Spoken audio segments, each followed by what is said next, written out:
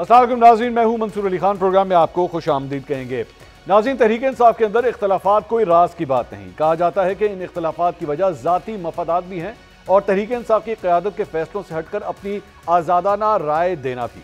तहरीक इंसाफ के लोग मुताद्दिद बार एक दूसरे पर ताकतवर हल्कों के करीब होने का इल्ज़ाम भी लगाते रहे हैं।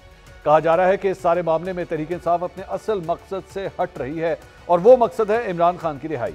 जल्द से जुलूस और धरने देकर देख लिया, मुताद्दिद बार इस्लामाबाद पर चढ़ाई करके भी देख लिया, लेकिन बात ना बन सकी। एक तासुर यह भी पाया जाता है कि खैबर पख्तूनख्वा में एहतजाज के लिए अपनी हुकूमत होने की वजह से कारकुन सड़कों पर निकल आते हैं, लेकिन बाकी 3 सूबों में सूरत हाल बिल्कुल ही खराब है और सारी सूरत हाल में एक ही रास्ता बचता है और वो है मुज़ाकरात का रास्ता। लेकिन इस मामले में भी तहरीक इंसाफ में यकसुई नजर नहीं आती। जिस तरफ मुज़ाकरात के लिए तहरीक इंसाफ देखती रही वो दरवाज़ा बंद है और जिनके साथ तहरीक इंसाफ को मुज़ाकरात करने के लिए कहा जाता है उनके साथ बात करने के लिए तहरीक इंसाफ तैयार नहीं, क्योंकि वो समझती है कि सियासी जमातों के पास इख्तियार ही नहीं है। तहरीक इंसाफ इस सारी सूरत हाल में तज़ब्ज़ुब का शिकार है। आज सीनियर सहाफ़ी अंसार बासी ने अपनी खबर में बताया कि अब तो जमात के अंदर से आवाज़ें उठ रही हैं कि इमरान खान खुद अपने आप को नुकसान पहुँचा रहे हैं। कैसे तहरीक इंसाफ की क़यादत उलझन, मायूसी और तकसीम में मुब्तला नजर आती है। कोई फैसला नहीं हो पा रहा कि मुज़ाकरात हुकूमत के साथ करने हैं या एस्टैब्लिशमेंट के साथ। इमरान खान की तरफ से फील्ड मार्शल के ओहदा दिए जाने पर तनकीद भी की गई और जब क़यादत की तरफ से ऐसा कहा जाए तो बामाने मुज़ाकरात आखिर कैसे मुमकिन हो सकते हैं। सीनियर सहाफ़ी के मुताबिक तहरीक इंसाफ के अंदर से कहा जा रहा है कि हमारे तर्ज़ अमल में हम आहंगी नहीं। हुकूमत से पहले मुज़ाकरात पर आमादगी जाहिर की जाती है और फिर इस फैसले को गलतफहमी करार दे दिया जाता है। अब जेल से बाहर तहरीक इंसाफ की क़यादत ने हाथ खड़े कर दिए हैं और मुज़ाकरात के हवाले से तहरीक इंसाफ गैर यकीनी सूरत हाल का शिकार है। तहरीक इंसाफ आगे बढ़ने का मंतकी रास्ता अपनाने का फैसला अपने तौर पर कर सकती है।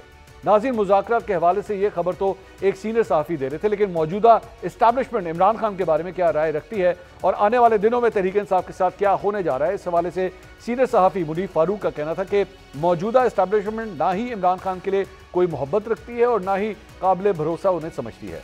इस्टेब्लिशमेंट इमरान खान को नफरत की निगाह से देखती है और डील की बातें सिर्फ शोबदाबाजों की तरफ से की जा रही हैं। मुनीफ फारूक का मजीद कहना था कि आने वाले दिनों में कुछ सहाफ़ियों, यूट्यूबर्स और सियासतदानों के खिलाफ क्रैकडाउन होने जा रहा है। क्रैकडाउन में उनके असासे भी मुंजमद हो सकते हैं और उनके पासपोर्ट भी ब्लॉक किए जा सकते हैं। अब देखना यह है कि तहरीक इंसाफ किसके साथ मुज़ाकरात करना चाहती है और क्या ये मुज़ाकरात हो भी पाएंगे या नहीं, और अगर क्रैकडाउन होता है तो इसकी नौयत क्या होगी।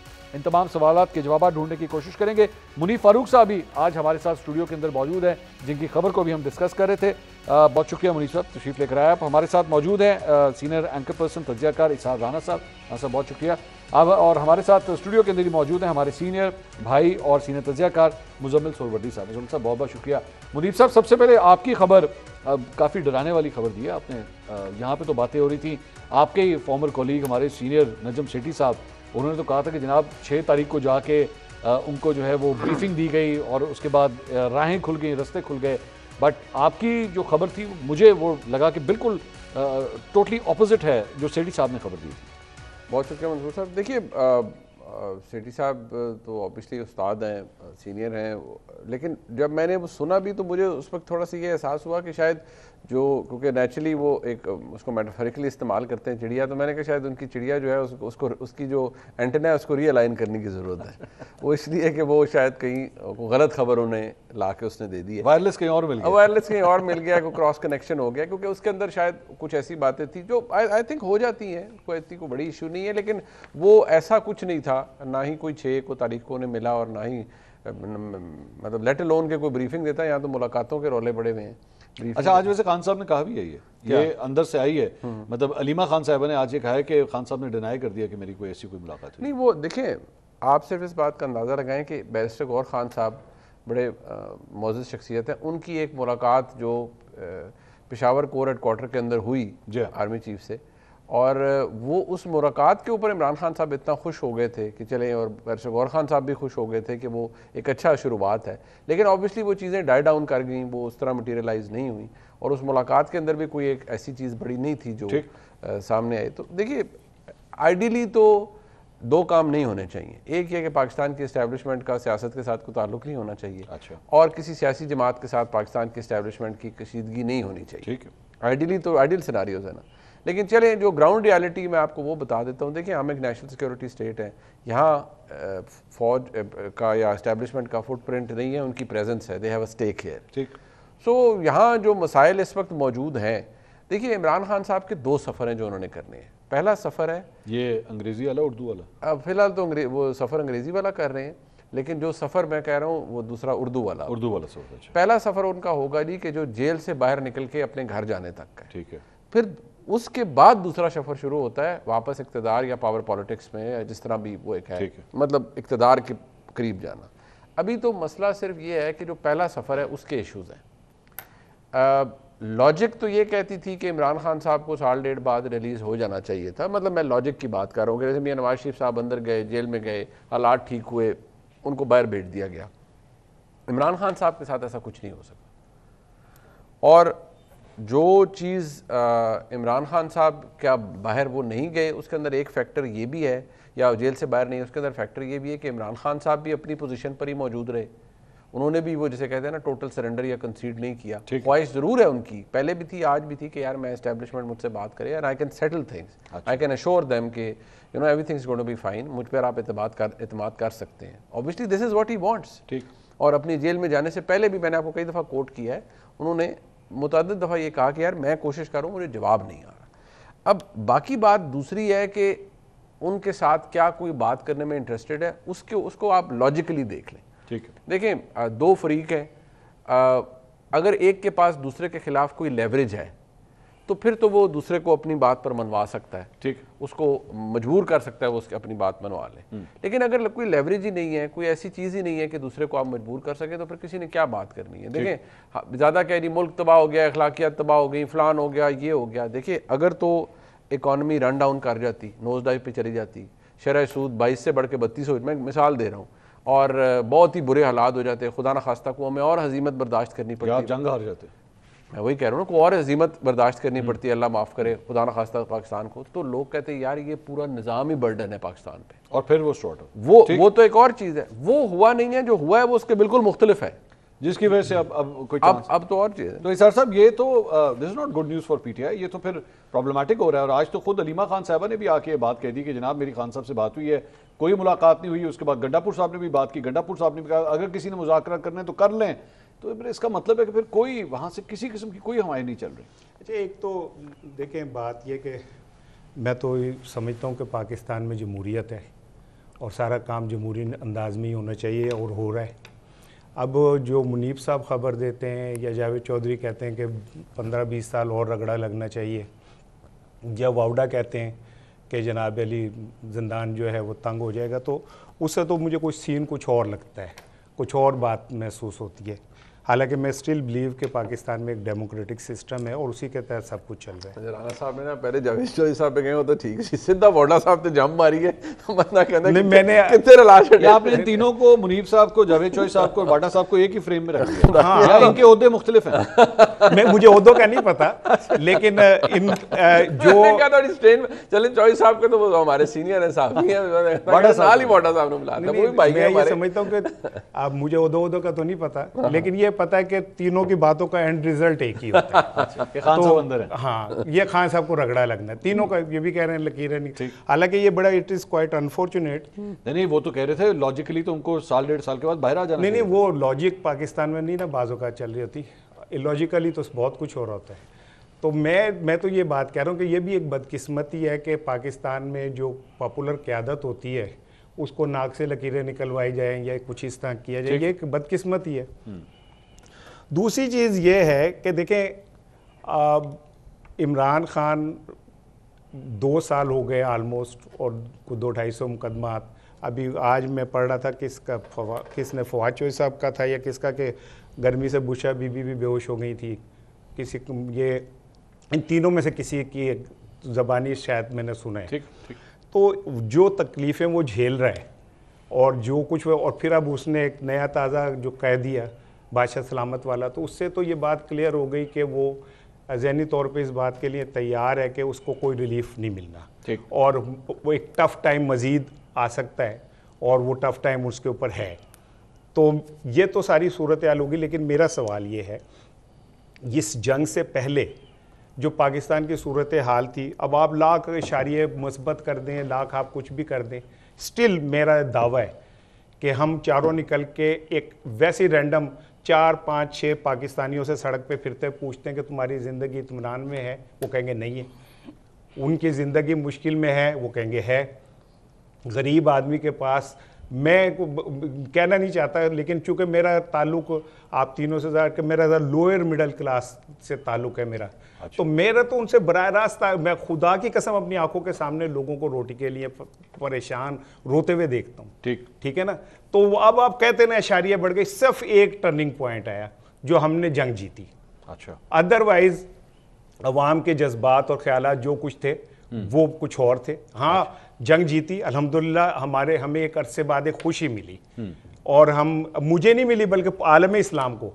मैं समझता हूं कि ये जो फतह है ये आलम इस्लाम के लिए, क्योंकि पिट ही रहे हैं हम मुसलमान हर जगह मार खा रहे हैं। ये एक टर्निंग पॉइंट है। ठीक। और अब आर्मी चीफ साहब या इस्टेब्लिशमेंट शोहरत की उस मुकाम पे खड़ी है पजीराई की कि जहां उन्हें वाकई इस टाइम इमरान खान की जरूरत नहीं है। अच्छा। किसी ये आप भी यही समझ रहे हैं? मैं भी ये समझ, लेकिन अगर आप भी ये समझ रहे हैं ना तो फिर भी बहुत सीरियस हो गया। नहीं, इससे भी ज्यादा सीरियस है मामला। पढ़ भी देना चाहिए, इससे भी सीरियस मामला है। हाँ, पढ़ लेना चाहिए, कोई ऐसी बात नहीं है। बाज़ जगहों पे इन्ना पढ़ने में कोई हर्ज नहीं होता। मुजम्मिल साहब, आपकी क्या राय है सर? ये तो कह रहे हैं खान साहब के लिए फिर बहुत मुश्किलात है, लेकिन खान साहब मान नहीं रहे। जी मुजम्मिल भाई से एक सेकंड इजाज़त के साथ सर, सिर्फ एक सेकंड। अभी राना साहब ने कहा कि जो ये बात मेरे बारे में कहा या जावेद चौधरी साहब के, देखिए बाकियों के बारे में तो मैं कुछ नहीं कह सकता, मैं सिर्फ एक बात कहता हूँ। देखिए अक्सर जो राना साहब को या और हमारे चंद दोस्तों को लगता है, देखिए मैं एक सहाफ़ी हूँ, जैसे मसूर अली खान है, जैसे राना साहब हैं, मैं सिर्फ ये बता सकता हूँ कि खबर क्या है। हाँ। मेरी ज़ाती ख्वाहिश तो ये है कि इस मुल्क में, मैंने सबसे पहले आपको कहा कि ये लड़ाई होनी नहीं चाहिए थी, या ये फसाद होना ही नहीं चाहिए। बट वो आपकी जो खबर जो आप देते हैं ना, वो पाकिस्तान तहरीक इंसाफ को बहुत बुरी लगती है। वो माइंड करते हैं उस बात को, क्योंकि you are the carrier of bad news. हाँ, वो मैं harbinger of a bad news. और एक चीज और भी है कि मेरे लिए बड़ी हैरानकुन होती है कि इस तरह की खबरें लैंड आप लोगों के पास ही करती हैं ना। नहीं, वो भी मुजम्मिल साहब आपको देंगे, आप सुनिए मुजम्मिल साहब। उसके लिए थोड़ा सा वेल कनेक्टेड होने की जरूरत है, बाकी कोई बात नहीं। ठीक है, लेकिन वो कनेक्ट ही उनसे होते हैं ना जहाँ पे वो समझते हैं कि खबर लैंड होनी चाहिए। मुजम्मिल साहब से ये फिर हकीकत है कि वाकई जिस तरह इन्होंने आपका नाम नहीं लिया, इन्होंने फैसल वाडा साहब का ले लिया, चौधरी साहब का ले लिया, इनका ले लिया, जरा नवाजी, हाँ आपका नाम नहीं लिया, लेकिन आपके पास क्या खबर है? बताइए राना साहब को, ताकि पता लगे कि वाकई खान साहब के लिए आगे मुश्किलात मजीद बढ़ने जा रही है। देखिए, दो बातें। एक तो अगर मेरी और इशार राना साहब की कोई लड़ाई है, कशीदगी है, तनाव है, तो गालम गलोच और सुलह एक साथ नहीं चल सकते। ठीक है। आप अगर हमारी सुलह भी कराना चाहें तो पहले तो दोनों को खामोश कराएंगे, सीज फायर कि जी गालम गलोच तो बंद करो, आपसे किसी ने एक दूसरे को गाली नहीं निकाली, ठीक है। उसके बाद आप कहेंगे कि अच्छा आप बैठ के आपस में सेटल करते हैं। आप एक ही गुफ्तगू में ये कहते हैं कि हम बात करना चाहते हैं, और उससे अगली लाइन में गाली देते हैं। दो काम इकट्ठे करते हैं ना। ठीक। तो ये दो काम इकट्ठे करते हैं, तो ये मुझे तो ये दो काम, मतलब मेरे पास कोई ख़बर नहीं है, मुनीब साहब के पास होगी। ज़ाती जो अकल जो अल्लाह ने दी है, या जो तजिया है 30-35 साल की जर्नलिज्म का, 55-56 साल की ज़िंदगी का, मुझे तो गालम गलोच और सुलह इकट्ठी होती नज़र नहीं आई। इसमें एक एंगल है। क्या? वो ये है कि वो ये कहते हैं कि आप देखें ना, कोई फ़र्क नहीं पड़ता, गर्मी है, कुछ भी है, लेकिन वो डट के बयान देते हैं। ये इसी तरह वो डट के खड़ा है। अच्छा ठीक है, मैं इसको प्रेज करता हूँ अगर वो डट के बयान देते हैं, लेकिन मैं तो फिर उसको मैं जमहूरियत के तराजू पे तोलता हूँ इस चीज़ को। ठीक है ना, हम सब पाकिस्तान में जमहूरियत को चाहते हैं, हम मार्शल लॉ या आमरीत को चाहते हैं। हमारा तो, हमारी जर्नलिज्म तो जिंदा ही जमहूरियत में रह सकती है, आमरीत में तो नहीं रह सकती। ठीक। तो हमें तो आज भी जबर का सामना है ना। हम समझते हैं इस मुल्क में जमहूरियत मजबूत होगी तो हम मजबूत होंगे। ठीक। अब अगर आपने जमहूरियत मजबूत करनी है तो फिर तो इस मुल्क की दो बड़ी सियासी जमातों ने आपस में चार्टर ऑफ डेमोक्रेसी किया, कुछ अर्सा जमहूरियत मजबूत भी रही उसके ज़रिए। हमने देखा कि कुछ अर्सा जमहूरियत मजबूत रही, एक्सटेंशंस का रास्ता रुका और इंतकाल इक़्तिदार भी हुआ, एक दूसरे को साथ ब्रीदिंग स्पेस भी हुई। उसने इक़्तिदार छोड़ा तो वो भी सियासत कर रहा था, उसने इक़्तिदार छोड़ा तो वो भी सियासत कर रहा था, कोई जेल नहीं जा रहा था। ठीक। फिर एक नया एपिसोड आ गया, एक नई जमात आ गई जिसने कहा नहीं जेल जाए बगैर तो मैं सबको जेल भेजूंगा। सबको जेल भेजते भेजते वो खुद जेल चला गया। ठीक है ना, क्योंकि वो कहता था मैं इनको रुलाऊंगा, मैं इनको जेल भेजूंगा, मैं इनके साथ ये करूंगा, मैं इनके एसी उतरवा दूंगा। अल्लाह मियां को नहीं पसंद आई, वो खुद पहुंच गया वहीं पे जहाँ पे वो लोगों को भेजना चाहता था। आज भी वो क्या कहता है, वो कहते हैं मैंने तो एस्टेब्लिशमेंट से बात करनी है, तो फिर जमहूरियत की बात तो नहीं कर रहा। मतलब अगर वो फील्ड मार्शल आसिम मुनीर साहब के साथ सुलह करके इक़्तिदार में आना चाहते हैं, वो कोई जमहूरी रास्ता तो नहीं है। लेकिन इसका एक दूसरा एंगल भी तो है ना, वो ये है कि आखिर नाराजगी भी तो एस्टैब्लिशमेंट से हुई भी है सर। एक मिनट, एस्टैब्लिशमेंट से नाराजगी है, वो नाराजगी तो गालिम गलूच की है ना, या आपने उन पर हमला किया है। वो नाराजगी तो ये है कि आप, वो कहते हैं आपने 9 मई पे हम पे हमला किया, हम भी समझते हैं इन्होंने हमला किया। ठीक है, हम समझते हैं इस मुल्क में भुट्टो को फांसी लगा, इस मुल्क में नवाज शरीफ जलावतन हुआ, इस मुल्क के साथ बहुत कुछ हुआ, पर किसी ने जाके फौजी तनसीबात पर हमला नहीं किया। ठीक, बेनज़ीर भुट्टो यहाँ पे आई, लाखों का इज्तिमा था, वो कोर कमांडर घर की तरफ नहीं मुड़ गई, वो मीनारे पाकिस्तान ही गई, मोची दरवाजे गई, जो जमहूरियत की निशानियाँ हैं, जहाँ जाके आपको अपनी बात कहनी चाहिए। अब वरना जब वो उठी, उनका बाप फांसी लग चुका था, उनके ऊपर बहुत प्रॉब्लम्स थी, उनके बाप का कातिल इक़्तिदार में था, उस दिन लोग उनके साथ थे, वो बदला ले सकती थी। इनके साथ तो बंदे ही नहीं थे कोर कमांडर घर में, उनके साथ तो लाखों लोग थे। उस वक्त लाहौर में तिल धरने को जगह नहीं थी, और इशार राना से भी उस वक्त पीपल्स पार्टी में होते थे। हाँ, मैं आपको बड़ी सिंपल एक बात बताऊं मोहतरमा, ये तो भुट्टो के शिदाई रहे हैं। अच्छा। हाँ, मैं आपको बता रहा हूँ, ये इमरान खान के तो ताज़ा ईमान लाए हैं।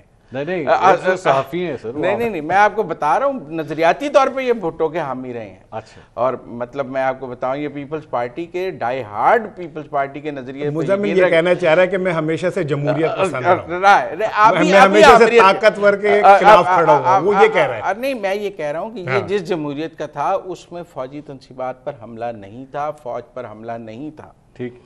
लड़ाई क्या है, आप पूछें आज फौज की और तहरीक इंसाफ की क्या लड़ाई है? गालिम गलूच और 9 मई के अलावा कोई लड़ाई नहीं। सब सियासी जमातों से रिजॉल्व हो जाती हैं चीज़ें, ये 2 चीज़ें नहीं रिजॉल्व हो पा रही।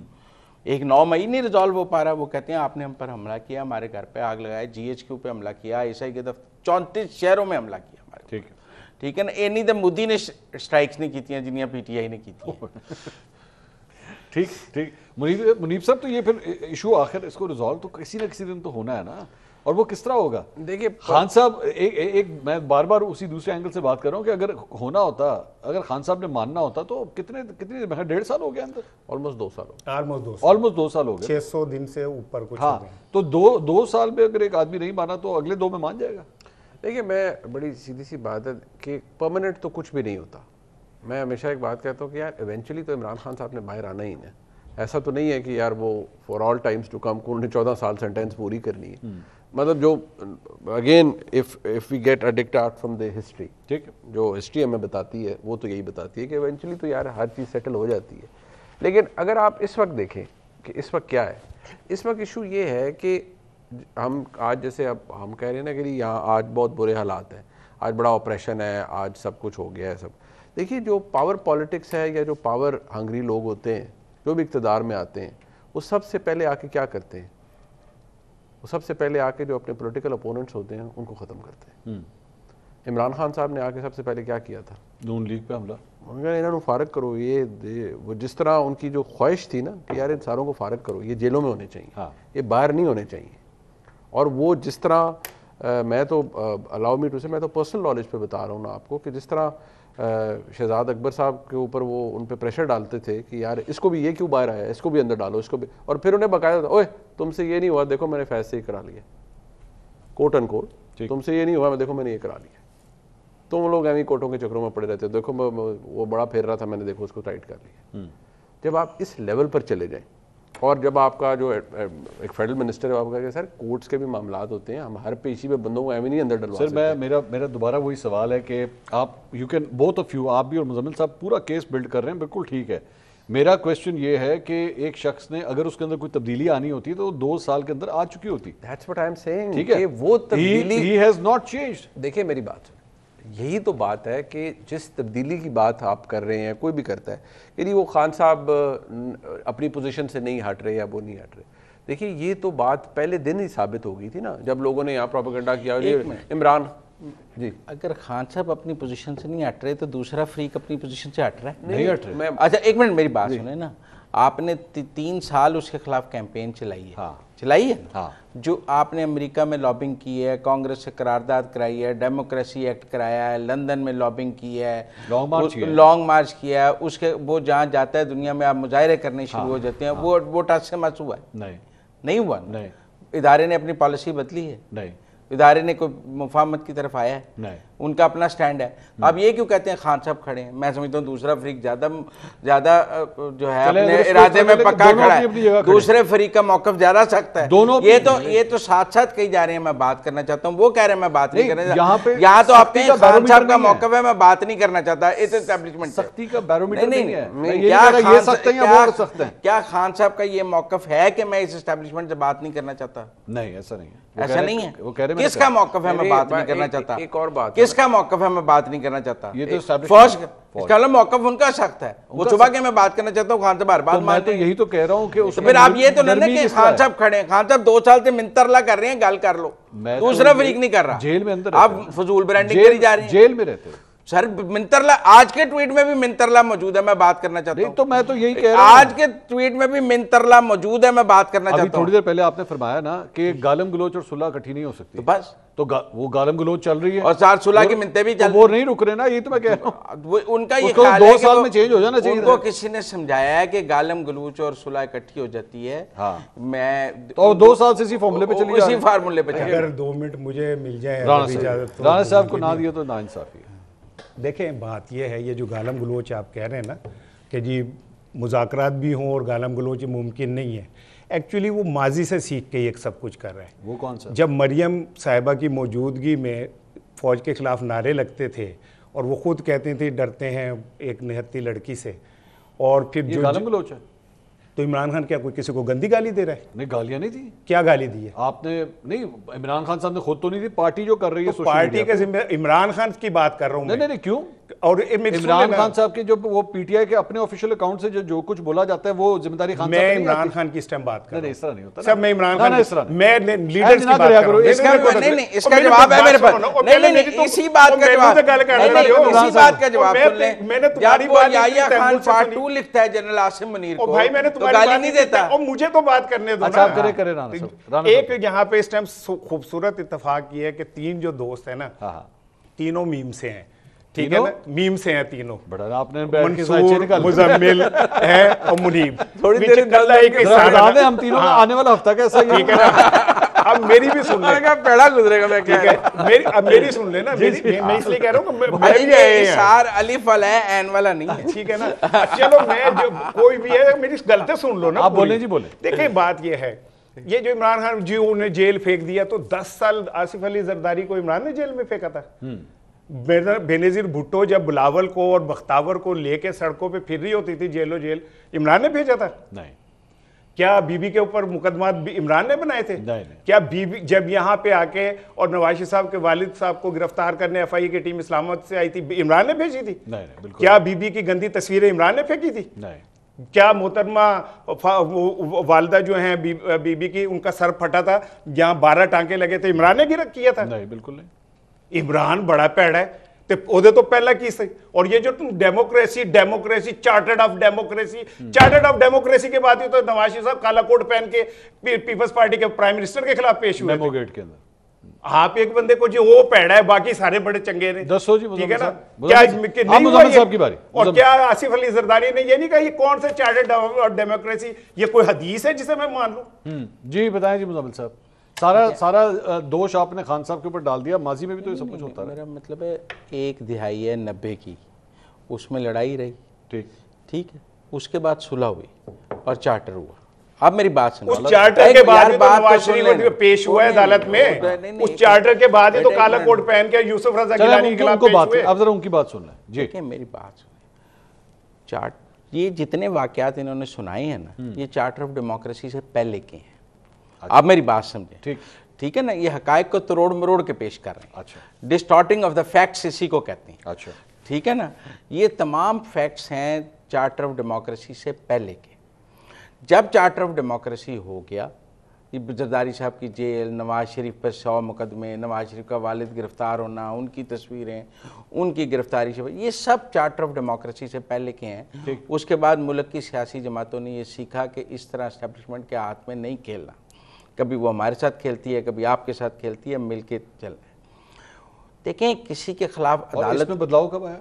चार्टर ऑफ डेमोक्रेसी नहीं, ये वाले बदलाव कि हमने एस्टेब्लिशमेंट के हाथों में नहीं खेलना, फिर उसके बाद ये बदलाव कब आया कि नहीं हमने खेलना है? नहीं, खेलना नहीं। अच्छा, अभी भी अभी भी दोनों का आपस में दोनों का यही तय है, आज भी इसी पे कायम है। देखिए किसी जगह अदालत में पेश होना, कोई अपना पॉलिटिकल के, दोनों एक दूसरे के खिलाफ सियासत तो कर रहे हैं, ठीक है, नहीं कर रहे, दोनों एक दूसरे के खिलाफ वोट भी मांगते हैं, दोनों एक दूसरे के खिलाफ तकरीर भी करते हैं, लेकिन दोनों इकट्ठे भी बैठते हैं, दोनों की दुश्मनी भी नहीं है। आज हाइब्रिड निज़ाम नहीं है इस मुल्क में सर। हाइब्रिड निज़ाम इसलिए है कि हाइब्रिड निज़ाम आया 2014 के धरने से, ठीक है ना, ठीक है, और अभी तक चल रहा है। अभी वो चल रहा है क्योंकि वो जो पार्टी लेके आई हाइब्रिड निज़ाम, जो एस्टेब्लिशमेंट के, आज भी वो एस्टेब्लिशमेंट को कहती है मेरे से बात कर लें, मैं आपके जरिए इक़्तिदार में आना चाहती हूँ, ठीक है ना, तो दूसरे कहते हैं ये काम हमें भी आता है। अच्छा, जब ये दोनों, आप मेरी बात समझे, वो भी आज वो बैठ के पाकिस्तान की बाकी सियासी जमातों के साथ चार्टर कर ले, एक मिनट कर ले। अच्छा, मौलाना फजलुर रहमान को क्या गिला है?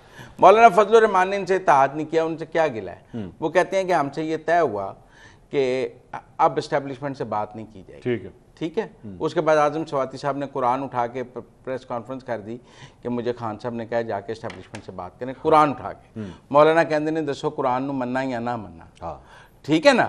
आप वो कहते हैं मुझसे आके ये तय किया है कि आप एस्टेब्लिशमेंट से मिलके बात होगी, वो अकेले अकेले बात नहीं होगी, इत्तेहाद बनाना है, इकट्ठे रहना है। और उसके बाद खान साहब ने आजम स्वाति नू कहनी गल करनी है, गंडापुर कहता है मैंने बात करनी है। सवाल ये है कि आप किसी मुल्क की एक सियासी जमात के साथ मिलकर चल के दिखा दें, ठीक, चाहे मौलाना के साथ चल के दिखा दें, किसी के साथ के जी आपका चल के दिखाए, बड़ी सियासी जमात है और वो और तहरीक इंसाफ इकट्ठे चल रहे हैं, आप किसी के साथ नहीं चल सकते, और इसी वजह से सब कुछ हो रहा है। नाज़रीन, मुझे एक मुझे ब्रेक लेनी है। नाज़रीन, ब्रेक के बाद डिस्कशन मजीद आगे बढ़ाएंगे, प्लीज स्टे विद अस।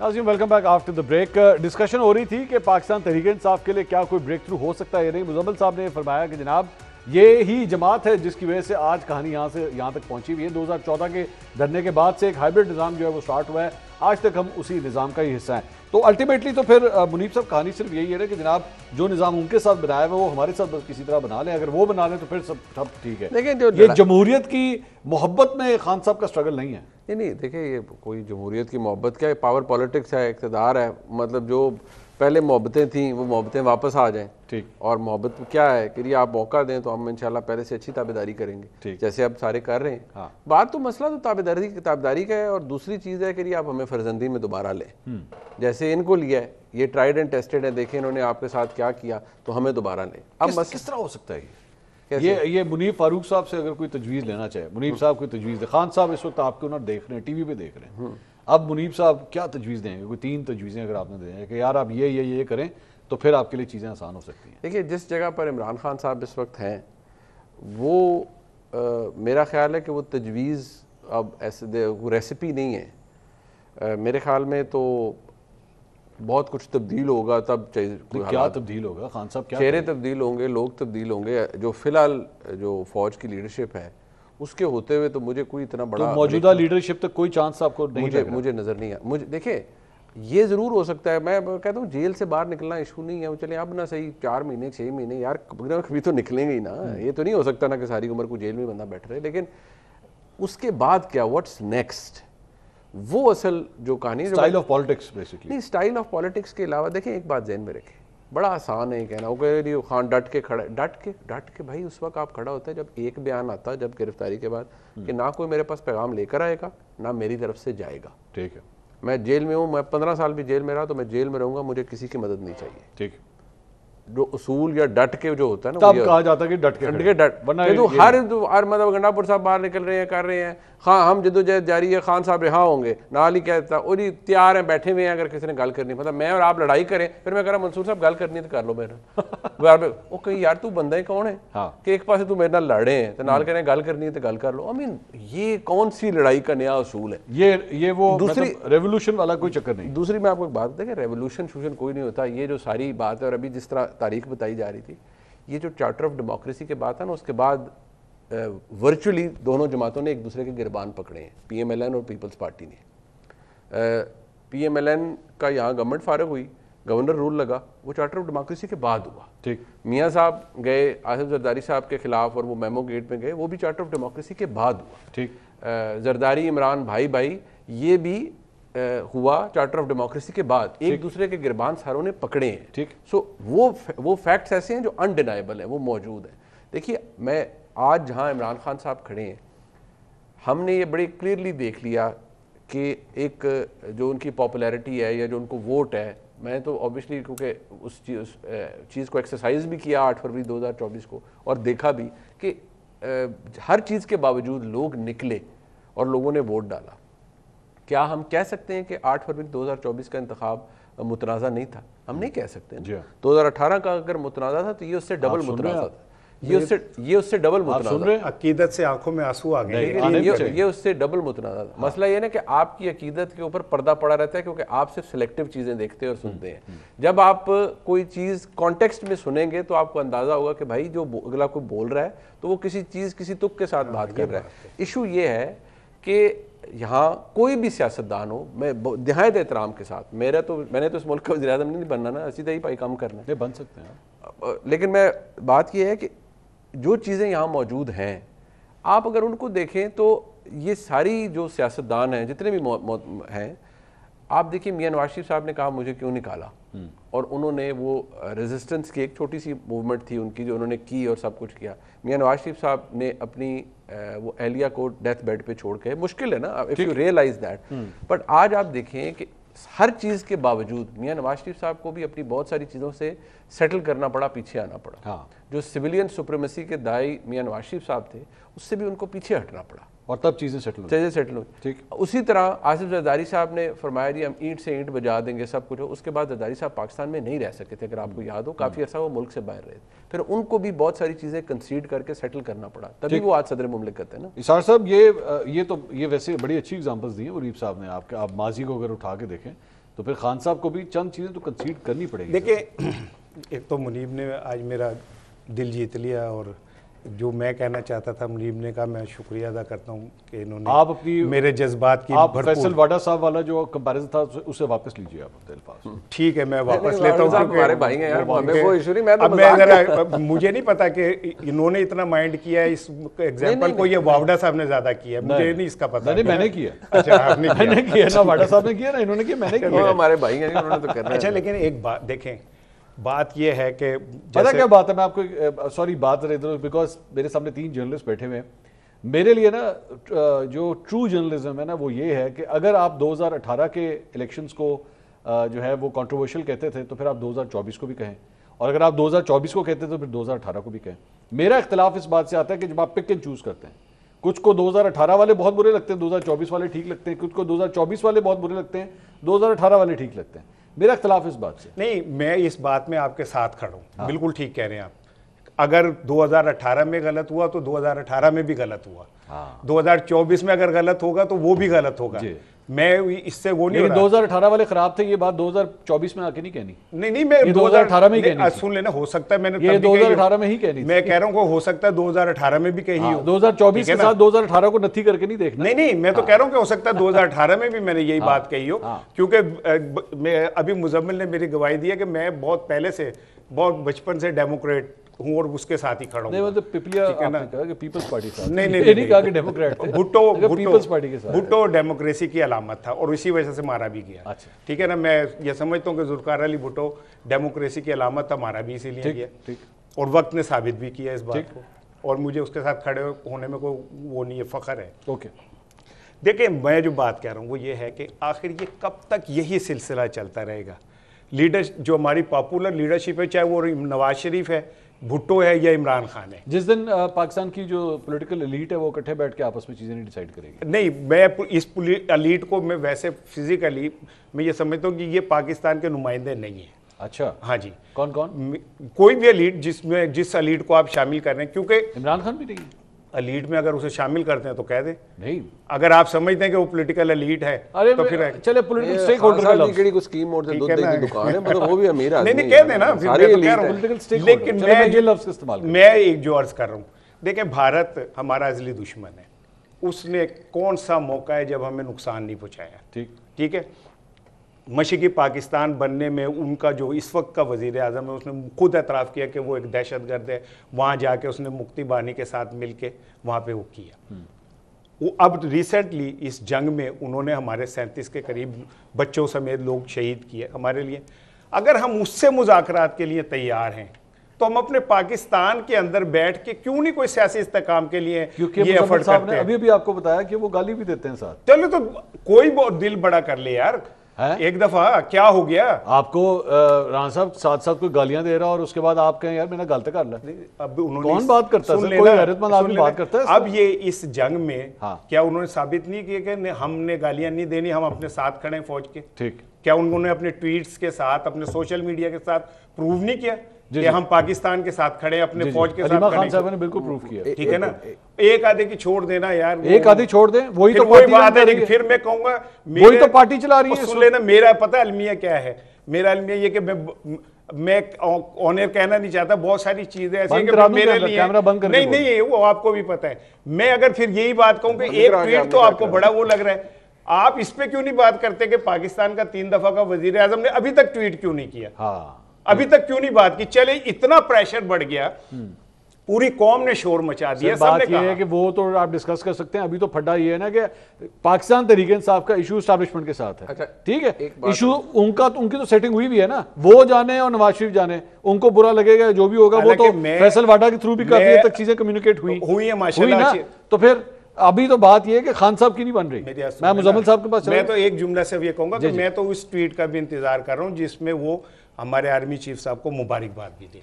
वो कौन मुबारकबाद? नवाज शरीफ साहब मुबारकबाद दे कि भाई हम आप बने हैं, अच्छी बात है, एक अच्छा कौमी एक वो पैगाम जाएगा, एक तहाद। अच्छा, ये गिला आपने इमरान खान साहब से नहीं किया? मैं इमरान ने तो कह दिया, क्या अच्छा किया या बुरा कहा, उसने तो कह दिया, उसने तो एक लाइन ले ली ना, जो ठीक अच्छी की या बुरी की, आप बताएं। ये उसकी उसने बताया ना, ये उसका है। भाई आप बताएं, भाई मैं कौन होता हूँ? मैं जज हूं। मैं कह रहा हूं आप बताएं कि वो लाइन ठीक है कि मैं कह रहा हूं मैं कौन होता हूँ कमेंट देने वाला? वो तो जज। तो मैंने आपको यहाँ पे किस लिए बुलाया है? भाई कमेंट देने के लिए बुलाया। आपने मुझसे किसी फर्द वाहिद के ऊपर तजिए के लिए नहीं बुलाया, बिल्कुल आपने सिस्टम पे बात करने के लिए बुलाया। ये उनकी मर्जी है, आपसे जो सवाल करें। कहते हूं तुझे हर बारी। अभी आप नवाज शरीफ पे जब कमेंट कर रहे थे तो नवाज शरीफ किसी बिल्डिंग का नाम है? मैंने तो आपसे कह दिया ना, मैंने तो कहा कि उसने, इमरान ने तो कह दिया, जो हाँ कहा या बुरा कहा, अच्छा कहा या बुरा कहा, कह दिया ना। ठीक है, खामोश तो नहीं रहा। मैं तो ये कह रहा हूँ कि वो खामोश ना रहे, कुछ बोल दें। जी मुजम्मिल साहब, नवाज एक मिनट मुजम्मिल भाई से यार, वो मुजम्मिल साहब की बात नहीं बिल्कुल करें। आखिरी एक बात सर करो, देखें इस बात को मुजम्मिल भाई आगे बढ़ा लें।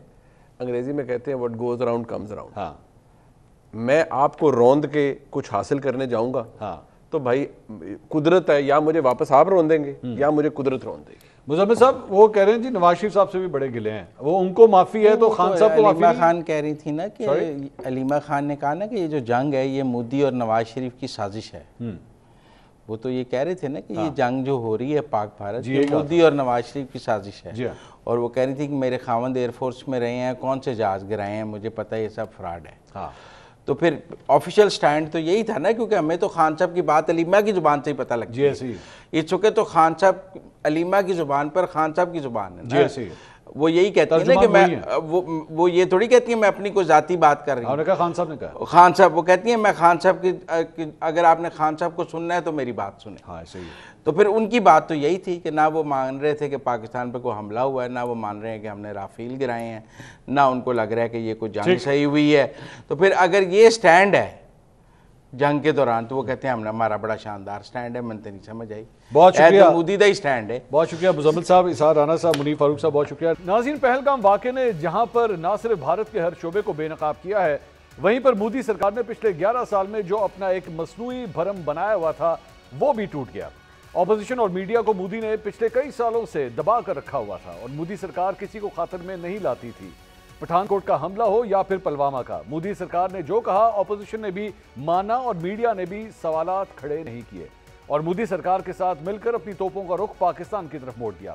लेकिन पहलगाम वाक़या होता है और 10 मिनट भी नहीं गुजरते कि पाकिस्तान पर इल्ज़ाम लगा दिया जाता है।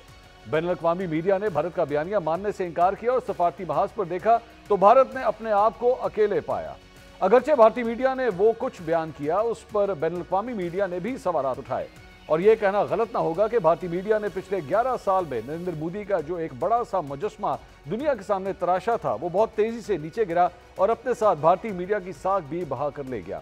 अगरचे आज भी नरेंद्र मोदी ने जब राजस्थान में तकरीर की तो उनकी तकरीर से लग रहा था कि या तो वो अपनी आवाम को बहला रहे हैं या फिर वो अभी तक जंगी जुनून से निकले नहीं। अवाम के सामने अपने नाकाम फौजी ऑपरेशन की मार्केटिंग करते हुए नरेंद्र मोदी ने कहा कि मेरी रगों में खून नहीं बल्कि गर्म सिंदूर बह रहा है। पाकिस्तान से शिकस्त के बाद अब धूल बैठना शुरू हो गई तो ऑपोजिशन के साथ साथ भारतीय मीडिया ने भी मोदी सरकार की हिकमत अमली पर सवालात उठाने शुरू कर दिए हैं। पुराने भारतीय सियासतदान पहले तो खामोश रहे लेकिन अब खुलकर मोदी सरकार के खिलाफ बोल रहे हैं। इन्हीं सियासतदानों में से एक हैं यशवंत सिन्हा, जो माजी में भारतीय जनता पार्टी के तर्जुमान रह चुके हैं। इसके अलावा वो बीजेपी सरकार में बतौर वजीर खजाना और वजीर खारजा भी काम कर चुके हैं। उन्होंने एक पॉडकास्ट में कहा कि मुझे पुराना हिंदुस्तान चाहिए, आज का हिंदुस्तान नहीं चाहिए। मोदी सरकार की सियासत की वजह से अब सियासतदान एक दूसरे के दुश्मन बन गए हैं। यशवंत सिन्हा का मजीद कहना था कि लगता है कि पार्लियामेंट में सब गुलाम बैठे हुए हैं और गोदी मीडिया लोगों को सपने दिखा रहा है।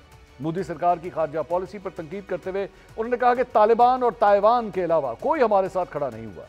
मौजूदा हुकूमत ने ना पुलवामा की तहकीकात करवाई और ना पहलगाम की। यशवंत सिन्हा का कहना था कि नरेंद्र मोदी प्रेस कॉन्फ्रेंस कर ही नहीं सकते और जो बात मोदी के बारे में हर कोई कर रहा है वही बात यशवंत सिन्हा ने भी की कि पहलगाम वाक़े के बाद जो जंगी जुनून सवार था वो सिर्फ बिहार में इलेक्शन की वजह से था। पहलगाम वाक़े के बाद जो हिकमत अमली मोदी सरकार ने अपनाई, क्या उसकी सियासी कीमत नरेंद्र मोदी को खुद अदा करना होगी, इसका फैसला वक्त करेगा। प्रोग्राम से अब तक के लिए इतना ही। इंशाअल्लाह अगले हफ्ते आपसे दोबारा मुलाकात होगी। अल्लाह हाफ़िज़।